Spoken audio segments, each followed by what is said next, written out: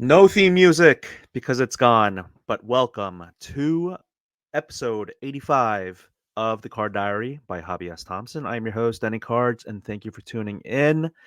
The title for this episode is, well, first of all, it's going to be a solo episode, but I think it's going to be something like plans for Fanatics Fest and also just I want to talk about that triple auto tops now card. I actually just started pressing record on this podcast after gathering some of my thoughts after doing what was like a fun parody. It wasn't mean spirited at all, and I hope it's not taken in that intent. But Jeff Wilson came out with a $100,000 bounty. I guess we're gonna just start with this, and then we'll get to Fanatics Fest. Um, but yeah, he made he being Jeff Wilson, a sports card investor. I don't know if you've heard of him. Small YouTube channel, small presence in the hobby. Up and coming for sure. But he mentioned that he was going to do a $100,000 bounty plus a VIP Cards HQ experience, and concurrently, uh, I forget which Blez, Jeju Blez, because he went to South Korea and won a poker tournament. But Jared Blez, I think is his name. He announced a $1 million bounty for the Wenby Superfractor Auto 1 of 1, and this is just my opinion, but I think that those two numbers for those two cards should be swapped. I truly believe that this card, and I've heard other people like Neo Cards and Comic talk about it, and but I made this opinion. I formulated this opinion before going through and watching everyone's reels and content about it. But I truly believe that this card is going to be closer to the million mark than $100,000 mark. Maybe not like 800,000, but I could it really surprise anyone if it's over 500K? Just a guess, uneducated, maybe unpopular. I don't know. If you want to at me, you can at me at Instagram at Denny_cards. This will also be going up on YouTube. So if you want to leave a comment down in the comment section, please feel free to do so. What you think that this card could do in the open market with everyone's eyeballs on it, not just in the hobby, but all these millionaires and billionaires. Like this is just like I feel like one of those like generational cards just because of all the firsts, right? First LeBron and Curry on the same card auto, first LeBron tops auto, first with all three of them. But I don't even know which card has Curry and Durant on it together, but definitely would love to see it. I will never own it likely, but it sounds like a really cool card. But yeah, it's like their first and last Olympics together, all three of them. And I think a lot of you know about the story with Steph Curry and LeBron being born in the same hospital, and just how their careers have intertwined. I just think it's a fantastic card. It's a coffee table card for a billionaire for their coffee table. But um I bring all that up because you have I mean, I don't even know how much I want to talk about my feelings and opinions about Topps Chrome basketball. I really just want to see the cards before I formulate a full opinion. The Photoshop or the images that they've teased and shown. I, I mean, I'm with a lot of people. I mean, if you're older, if you're in your 40s and you collected Topps Chrome as a kid or as a teenager or as a young adult, you look at those pictures and you're like, what is this? This does not bring back good memories. It makes me yearn for the past and want to collect more, say Rockstar refractors and all that and season bests, but it doesn't really make me want to buy 2023, 24 Topps Chrome basketball. I don't know if it's a whole license thing. I'm guessing it is, but I just want to see them. I want to see. I want to see the checklist.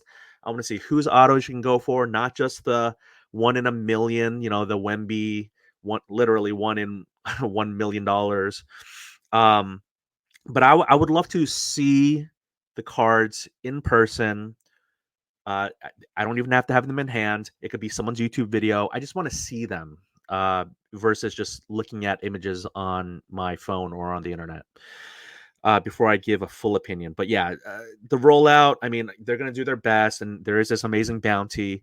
Bounties in general is something that I'm not like a huge in favor of. I know it's prevalent and it's probably here to stay, but I just feel like if you have to hype something up so much, like, does it mean that, like some of the best marketing comes from the people who just need to sell something the most? And that gives me a lot of pause. Um, not, uh, so we'll see. We'll see. But Jeff put out that bounty video, and I thought it was, like anything he does or his team does, like, it was well done. And I just looked at it, and I immediately just wanted to, not at his expense or to offend him, again, it's not mean spirited, but I just figured, what if I made a bounty video? And I just thought it was silly, and I did a few I watched a lot of it. Anytime you do a parody, you want to do it like in the same way, the same cadence, the same tone, the same beats, all of that. So I guess I'm doing a little bit of a insider content creator studio here. But I watched it a lot. I thought about doing a script. I ended up not doing a script.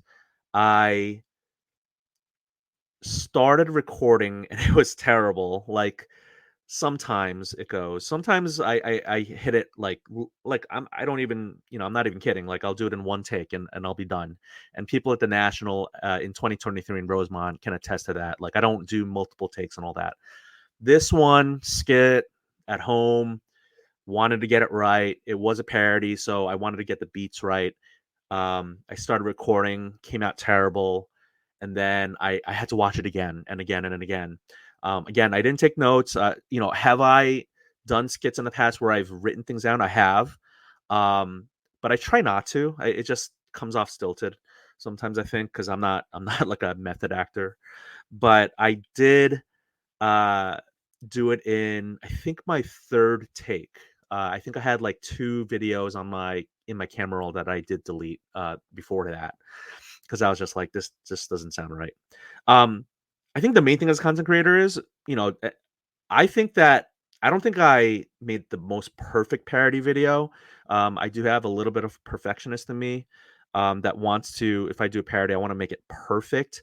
It wasn't perfect, but there is that saying, never let perfection be the enemy of good.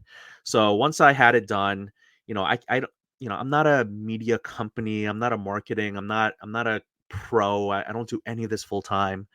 It was supposed to be for fun. So I just made some edits. I put up some of the, overlaps in CapCut, and then I just published it because I was just like, I spent way too much time on this.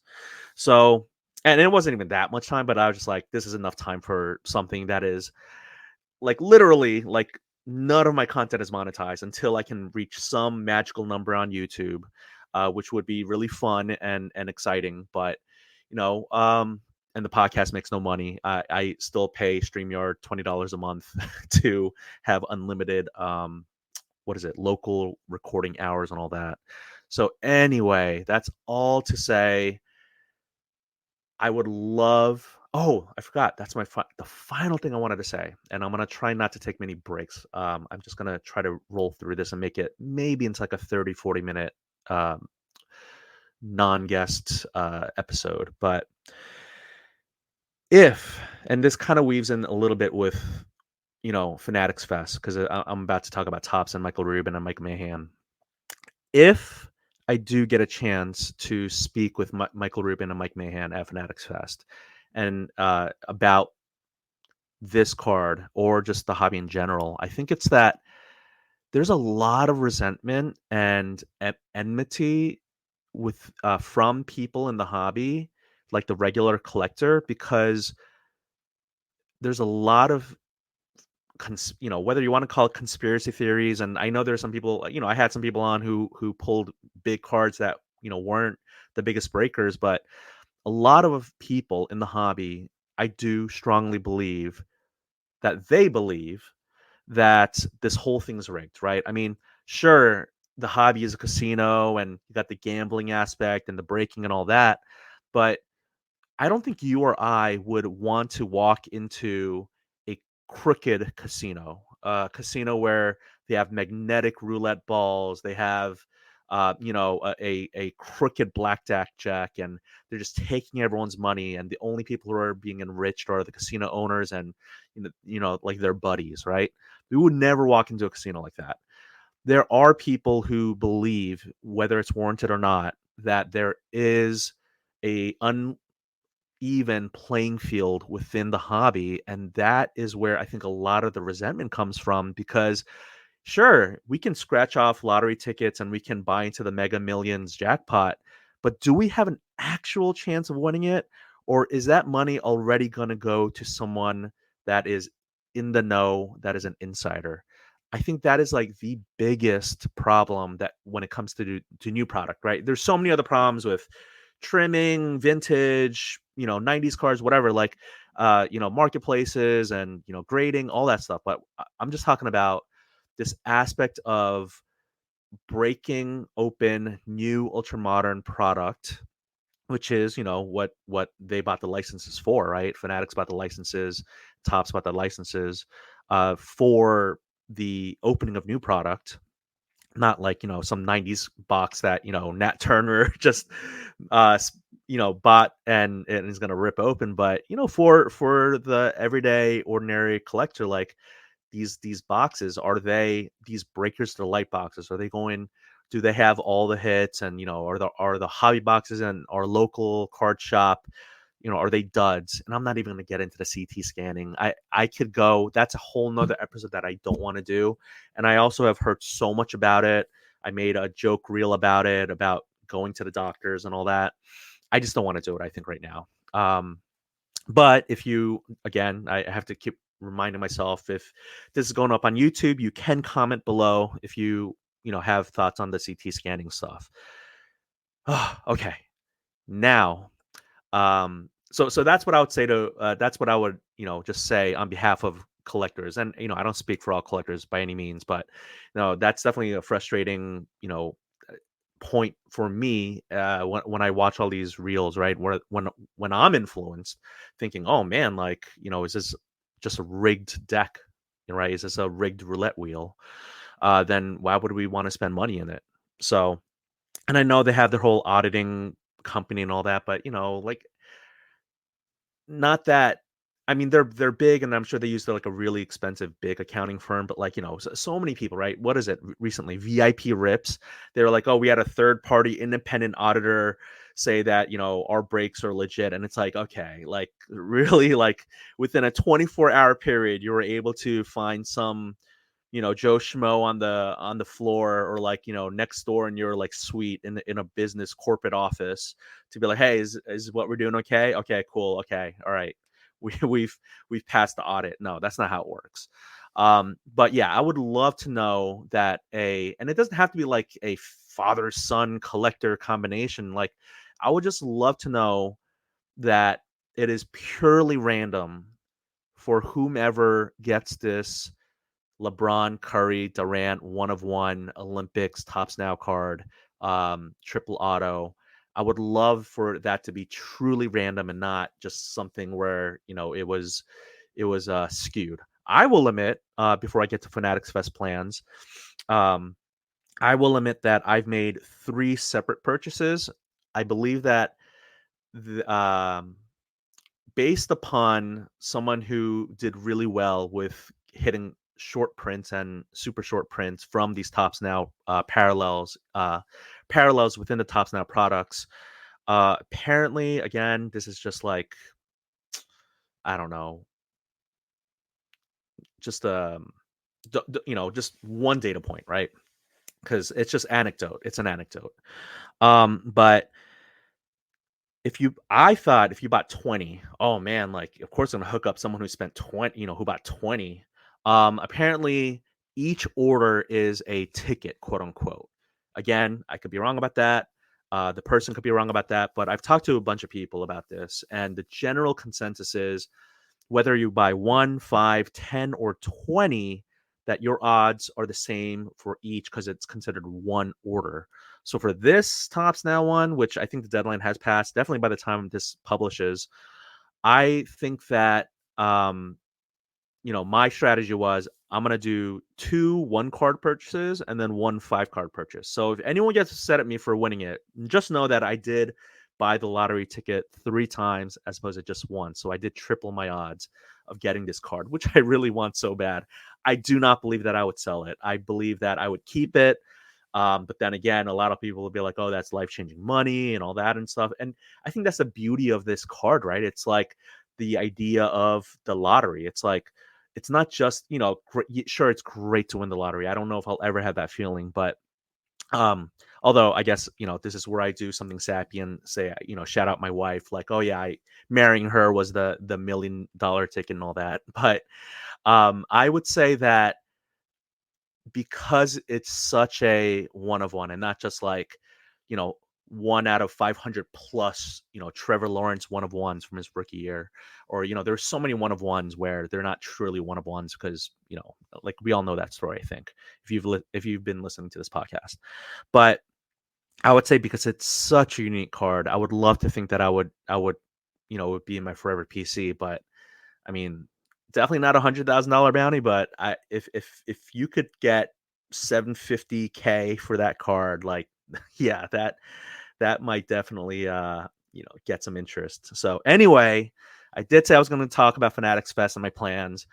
Thank you so much for to Clark from Cards to the Moon podcast. His handle on Instagram is 5 Card Guys, and we just had such an awesome chat. And it's funny because we did a little bit of pre-recording chat and after, but it's like I haven't talked to him in such a long time, and we just picked up like we're just best buds, and we just meshed, I think, really well. So I hope you enjoyed it as a listener. I really enjoyed recording it. I think maybe that for a content creator, that's the most important thing, right, is for me to enjoy it. So I really enjoyed it. I do plan to see him and the Cars to the Moon guys in New York City for Fanatics Fest, Javits Center, not October, August. Oh my gosh, today I'm recording the evening of August 13th, and it's a Tuesday. Uh, whatever the dates are, 16th to the 18th. I don't know. So my plans are I am going to, because I live in the Washington, D.C. area. I thought that I could maybe ride up there myself or with a friend, but I thought, I don't like driving in New York City. You know, I grew up in New York City. I grew up in Queens. I love the mass transit system, the subway, the MTA, and I thought, I just want to get up there. I'm not going to fly. It's too short or too expensive. There was a consideration of a bus, Bolt bus, Megabus, Vamoose, Greyhound, but I don't know. The bus just felt a little bit too like I not very comfortable. So middle ground, I decided I'm gonna take Amtrak. I haven't taken Amtrak in a really long time. Someone told me that it's pretty affordable and it gets you right down into the downtown of major cities. And I looked it up and I was like, wow, this is actually pretty good.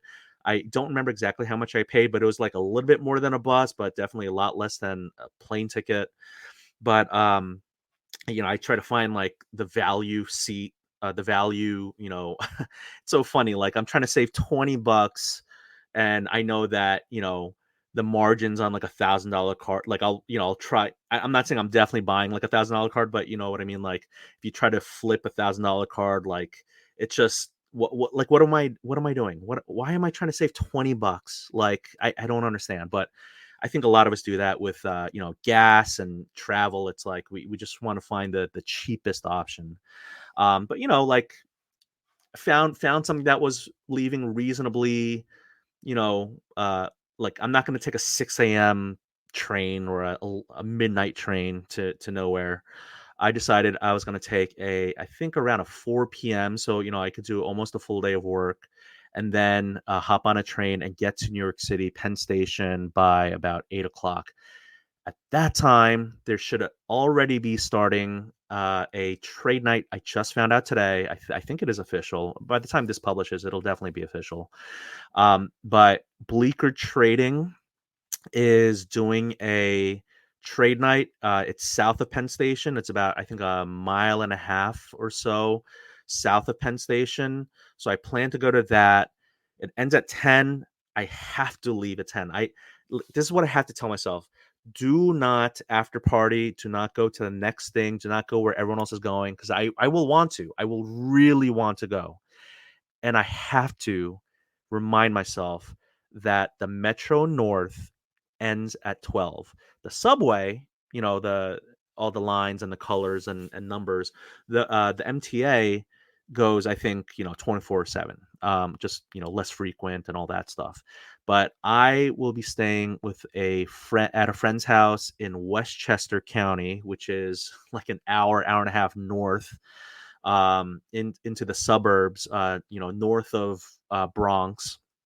And uh, I told myself that if I was able to sell like $1,000 of cards, not profit, but gross net, $1,000 in a Instagram story sale, that I was going to spring for a hotel room near the Javits. I mean, as cheap as like $130. I don't know. Maybe you'd have to sleep in one of those like Seinfeld Kramer, drawer beds, and, sleep in an armoire or whatever. But this would have put me like literally blocks from the Javits Center, so I could just wake up and just go, and maybe even go back to the hotel room for some breaks if I needed to. I will tell you very much that I really missed that goal big time.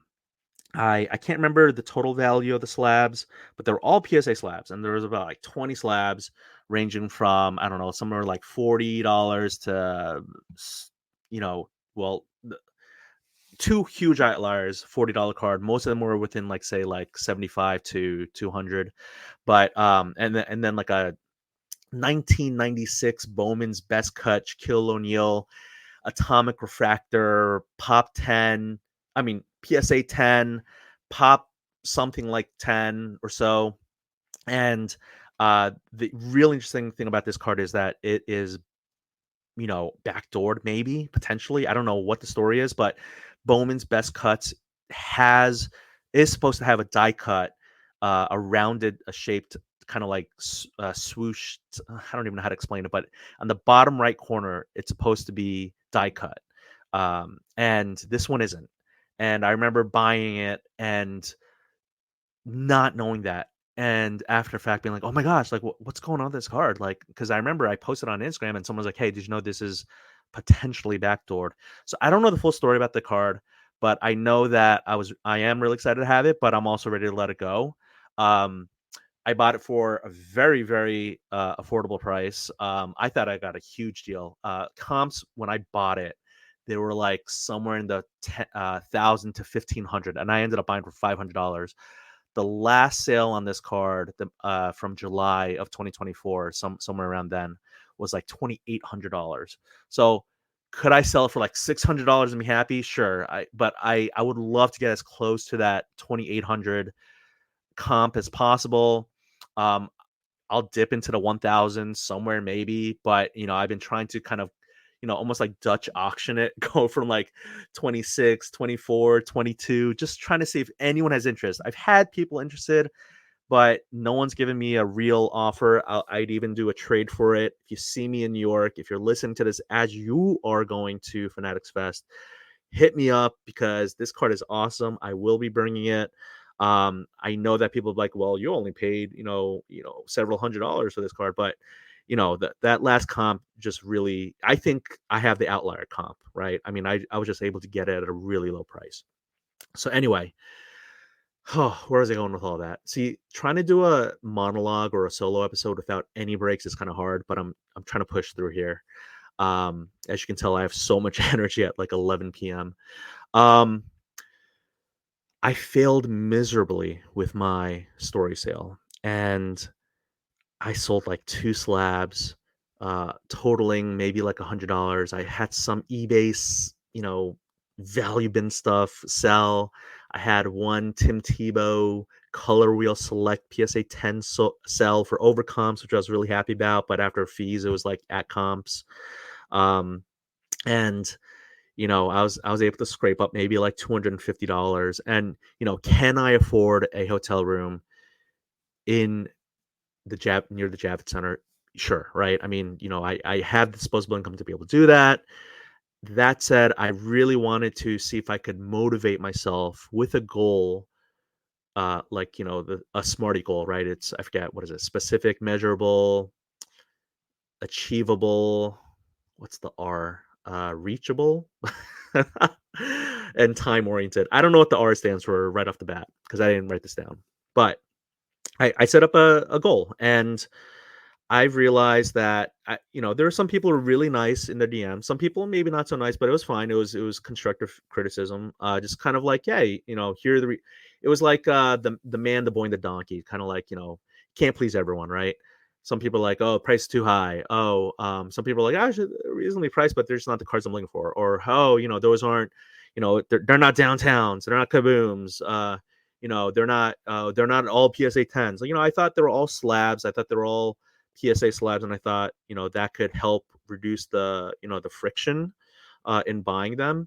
But as someone who doesn't do Instagram story sales a lot, I definitely felt kind of like out of my element, and I was putting myself out there, and like I don't like selling cards, but someone asked me if I'm a flipper. I was like, I mean, not flip. I mean, yeah, sure, I'm a flipper. If I'm trying to sell cards that I bought a year ago for profit, sure, call me a flipper. But yeah, I get a little bit like, I don't know if nauseated is the right word, but squeamish, or when I'm trying to sell a card that I just bought 10 minutes ago. Like even at the recent Greenville, North Carolina card show where I set up as a dealer and I made a vlog about it. Check somewhere up here for that on YouTube. But I wanted to. I guess what happened was I bought cards that some of them were PC, some of them were for me to maybe grade and flip, and some of them were for me to like write down in my inventory sheet and sell later. But I didn't put them out. I know some people buy cards as dealers and immediately put a new sticker on it and sell it. More power to them.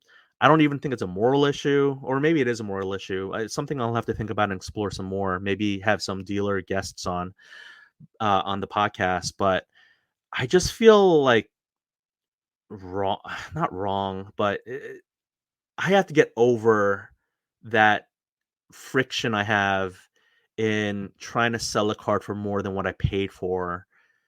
And I know that is a very generally accepted aspect of the hobby and of dealers and vendors, and that whole transaction side of the hobby. But I will say, really, for the most part, I really enjoy the creative side of the hobby, the content creation, just the fun side of the hobby. Yeah, go figure. The fun side is more fun. Um, wow, I am almost 30 minutes in. I haven't even talked about getting off this train and Thursday night at Bleecker Trading. Let me go a little bit faster. I have to take the Metro North before midnight to get up to my friend's place in Westchester. And then Friday morning, I potentially have a ride down with a buddy. I don't want to say his name right now, and I want to just cross my fingers. But if I can get a ride from him, that would be awesome. But if I can't, it's fine too. I'll just take the Metro North down. But my plan is to get there early. I may have a bead on tickets that I am purchasing, but or maybe winning giveaway. I don't know, but I'm not getting a media badge, and I won't even get into that whole thing with the National and Fanatics Fest and all that. But that said, I will be a general admission ticket holder. I plan to, if my connection doesn't come through, I plan to buy it at the window. Apparently, and this is kind of like a not so hidden secret or well kept secret, is Fanatics Fest. It does seem like they have had a hard time selling at max capacity. I don't even know what the max is, but I see these posts on Instagram. Tickets are selling fast, or tickets are selling out. They might be selling fast, but I don't know if they're selling out because, and I won't say the number that I was quoted. I mean, maybe I can. I mean, none of this is official, right? And I don't know. There's some people listen to this, but this is not like Neo or Jeff Wilson or Dustin Sports Car Dad talking about this. I heard that the number was like somewhere around 10K, 10,000 people. If the national's like 100,000, if they're hoping to be like the national, that's not even close. The card show area is only a quarter of the entire Fanatics Fest experience, and that was straight from the words of Michael Rubin. And if that's the case, I mean, I'm sure they'd want to be much more closer to 100,000 than 10,000. So I guess I'll just say that like that. So it's a 3 day, um, Lollapalooza for sports cards and sports. So, but it's the first time. I'm really excited to go. First time. They're not a sponsor. I'm not an insider or anything like that. But I plan on going, buying a ticket, and as soon as I get in Friday morning, I think because I know PSA is going to be there, and because I know that the lines for PSA get super long, again, I may get pulled somewhere and I do something completely different. I may link up with people and my head may be completely on a swivel and just, I might go chase some, shiny object. That said, if that does not happen, my plan is to go to PSA, drop off a submission, maybe check out their vault, seeing if that's an option. If I can't move some cards with some dealers, I think I am going to move these cards. They're pretty liquid because they are downtowns and kabooms and all that case hits. But that said, I also want to check out the corporate booths since I did miss them at the national.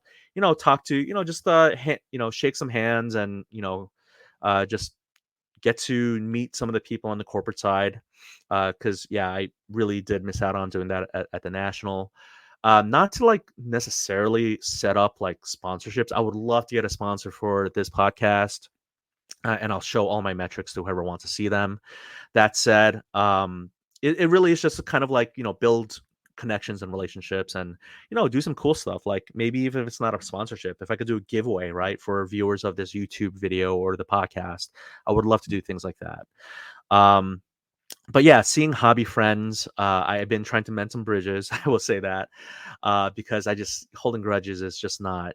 I don't like doing it in general, but also like in the hobby, like I feel like it just takes me down some bad paths. I think social media, and that's something I'll talk about a different time, but I feel like that just can really poison our minds and just take us down some really bad places. But having said that, I look forward to meeting all of you. If you're a listener to this podcast, if you watch my YouTube videos, let me know that. I would love to get to see the people because, you know, sometimes you're just, I mean, not sometimes. Yeah. Some people I have met in person, but sometimes you're just, pixels on a screen or just words on a screen. So I would love to meet you. Um, I definitely plan to spend a good amount of time. Majority, I don't know whether that's 51% or 90%, but the majority of my time I want to spend in Hobby Hall, Tops Hobby Hall, which I think is what they call the card show area.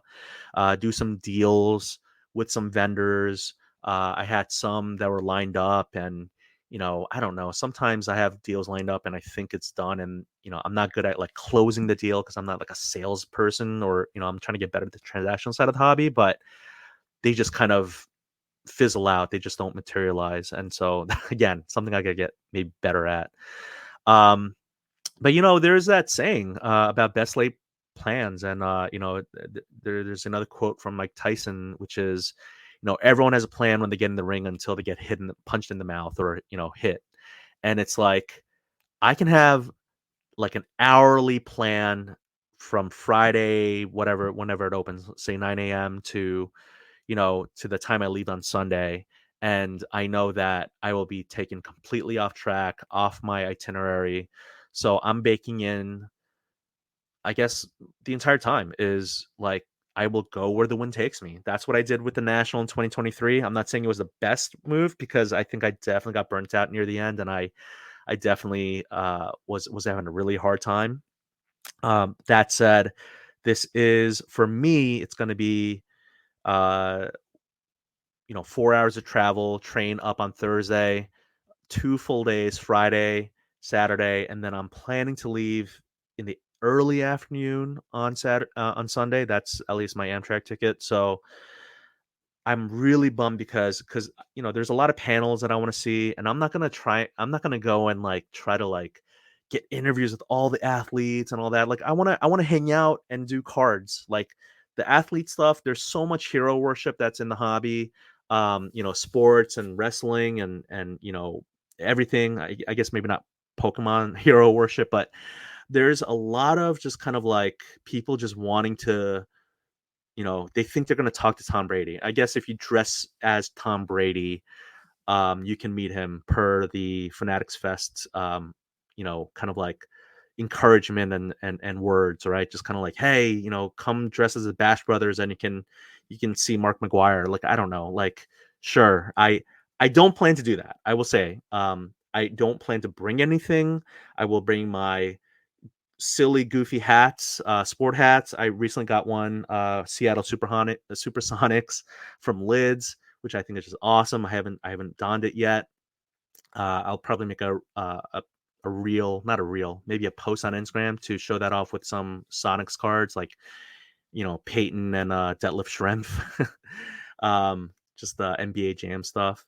But I I really just want to experience this first ever Fanatics Fest for whatever it's going to be. And I think there's going to be some surprises that just come out of nowhere. And I just want to be able to just like, it's like, you know, what's the difference between going to a concert or going to a sporting event versus, watching it from quote unquote the best seats in the house, right? Which is like your living room couch with like the best cameras. It's that it's a shared experience, right? It's you share it with the crowd in the concert, in the arena, in the stadium. And for Fanatics Fest, when cool stuff happens, I want to experience it with my fellow hobbyists, all of you.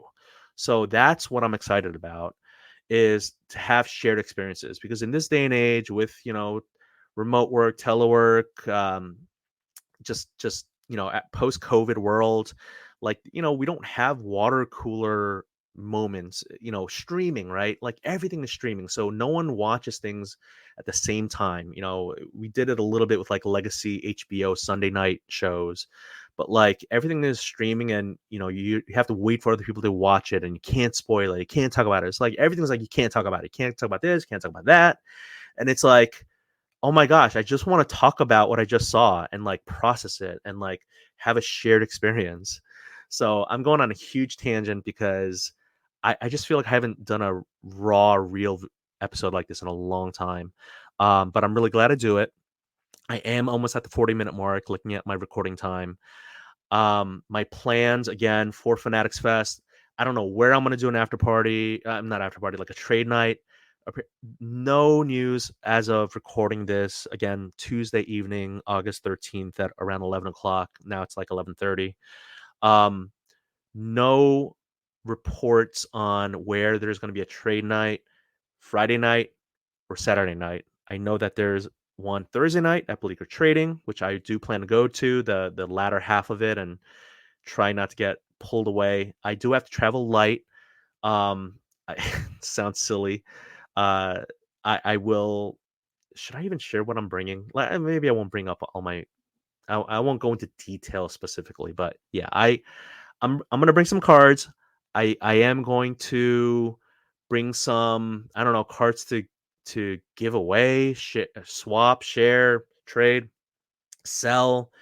I'm gonna try my best not to buy too much because I'm gonna try to stick to a budget. I won't disclose that right now because that's keeps changing in my mind every 10 seconds. But I do like to be as I do feel that I'm very fiscally responsible, but maybe I'm just lying to myself. I don't know. Um, what else? I'm gonna pack light because if I am traveling on the train, to down to Bleecker and then got to take the train north and then all that stuff. I have to do my best to be as agile as possible and also, to be really careful to not lose things. I will say, as someone who's moved out of New York City and has visited New York City since, the time that I lived there, up to age I don't know, 14, as a kid, I grew up there, but s the I don't know how many times I've been back to New York City, but, like, in the last 5 times I've been there, 2 times I've had things, like, stolen from me, in public places, so, um, not fun, not fun when that happens, and, shame on those people who have to steal, right?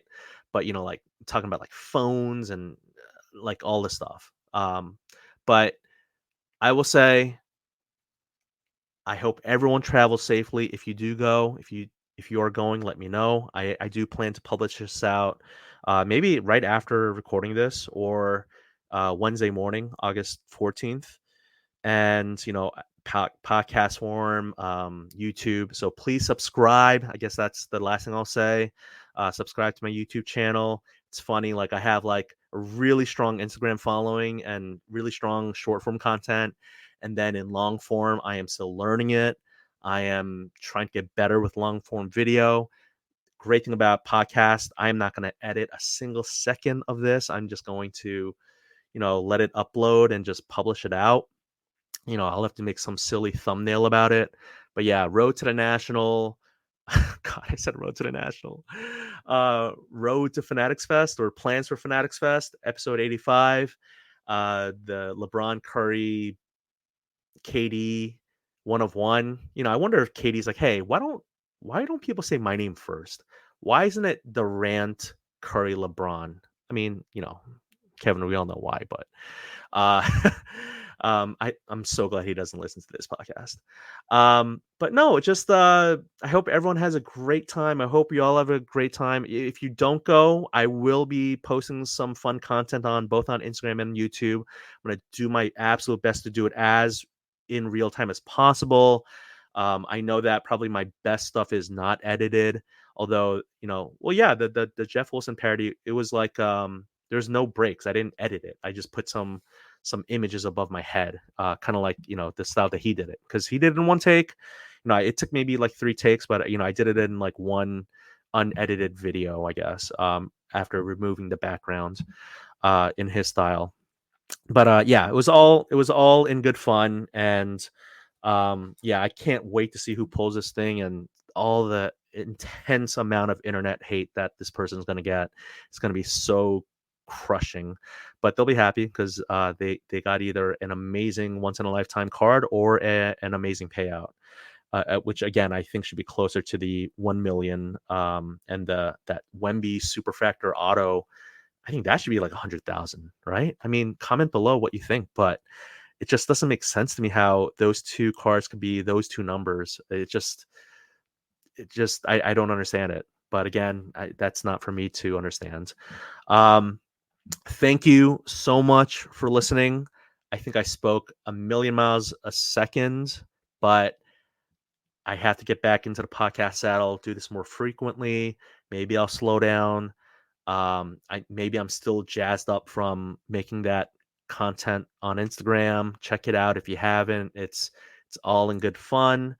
I'll be posting so much YouTube and Instagram content out of Fanatics Fest in the coming days. So let's see if the algorithm likes it. I don't even like talking about the algorithm, but again, this is all for fun. I'm having a blast doing it. I'm so glad I'm back and doing this type of stuff, and just showing the collector, all of you, kind of like my viewpoint, my perspective on things. So thank you so much, and I guess I have no outro. I have no music. I have no quote or saying. I just want to wish you all well, and I'll see you real soon. And please subscribe, please.